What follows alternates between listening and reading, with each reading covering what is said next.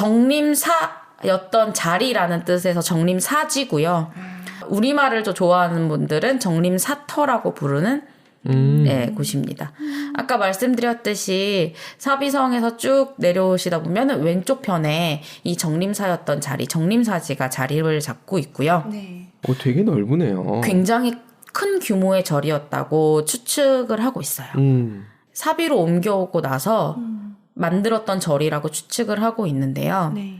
사비백제를 상징하는 절이라고 본대요. 규모도 워낙에 크고 만들어진 탑 같은 경우도 굉장히 상징성을 가지고 있기 때문에 특히 이때 더 강력하게 불교를 국교로 제정을 하거든요.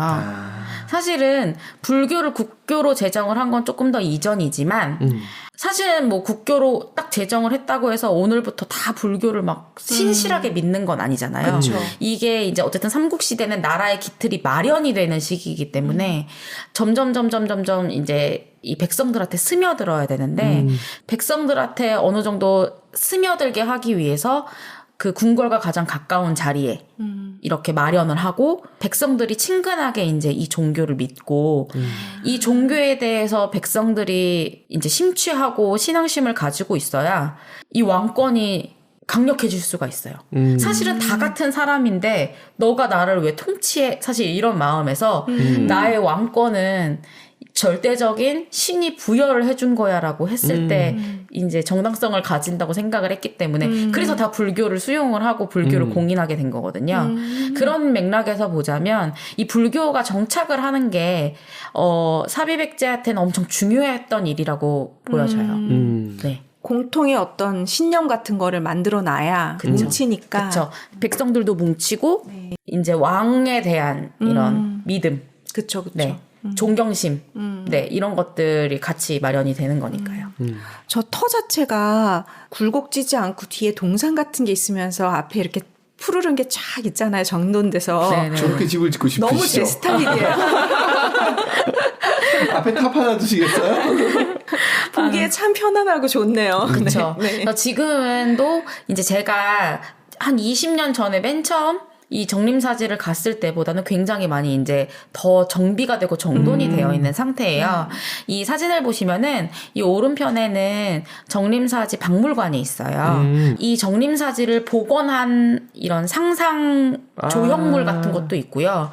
이거가 어떤 건축학적인 의미를 가지고 있는지가 굉장히 상세하게 잘 설명이 돼 있거든요. 그래서 정말로 저는 우리나라가 어쨌든 세계문화유산에 많은 것들이 지정이 되면서 많은 변화를 이제 했다고 느끼는 게 정말 이러한 박물관들도 잘 만들어 놓고 이제는 가족 단위로 누가 설명해 주지 않아도 여기만 가도 쉽게 보고 알 수 있으니까 너무 좋은 것 같더라고요. 이 사진 보시면 이제 보통 절 같은 경우에는 이렇게 건물 있고 탑 있고 이런 구조를 가지고 있는데 여기는 또 특이하게 이렇게 회랑처럼 궁궐처럼 여기가 그 자리예요. 옛날에 건물이 있던 자리가 쭉 이어져 있거든요. 그래서 부처님이 계신 불의 공간, 탑의 공간, 그 다음에 여기는 지금 추측하는 건 승려들이 기거했던 공간으로 추측을 하더라고요. 네. 승과 네, 불과 탑이 다 공존할 수 있었던 공간이다. 네, 그 백제의 정신을 보여주는 거죠. 네. 그런 의미를 가지고 있다고 합니다. 앞에 연못도 있고. 진짜 건물도 안 그래도 저 기단 같은 게 네네네네. 건물이 있었을 거란 생각이 좀 드는 모습인데. 그쵸. 여기 돌 같은 게 네. 기단석들이 다 있기 때문에 굉장히 컸을 것 같네요. 네, 규모가. 그리고 이제 이때 당시에 동아시아에 평지 그 사찰의 형식을 보여준대요.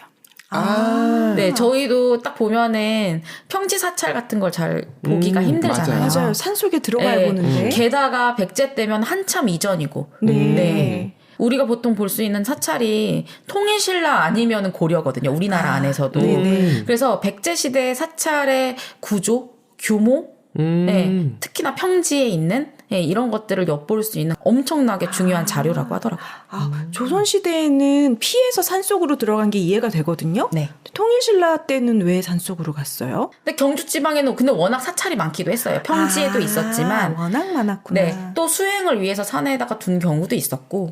산이 영험하니까. 제가 알기로는 경주 네. 같은 경우는 있었을 텐데 그 뒤에 이제 조선 시대를 거치면서 다 없앴겠구나. 없어진 게 더 많은. 그러니까 산에만 남고 평지에 있는 건 없어진 그런 쪽으로 이해하는 게 더 맞지 않나 싶긴 해요. 그래서 탑들도 아직도 이제 경주 가시면 가문사 이런 거 보면은 가문사 또 평지 쪽에 있거든요. 가문사 탑 같은 거 보면 네 많이 없어졌죠. 정말 절이 많았는데 기도할 수 있는 공간은 정말 많았는데 많이 없어졌다고 네 봅니다. 그러니까 유럽 갔을 때 성당 미친 듯이 많다. 맞아요.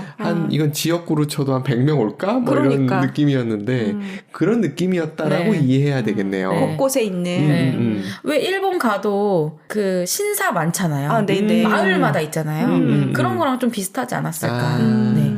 그러니까 좀 더 이해가 되네요. 그래서 이렇게 이런 규모를 가지고 있고 이게 복원도래요.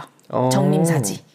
지금 계속 이제 사이버 복원을 하고 있거든요. 네. 상상해서. 그래서 옛날에는 이런 모습이었을 거다. 그래서 여기가 탑이고 여기가 이제 건물이 있던 자리. 네. 그래서 1탑 1금당.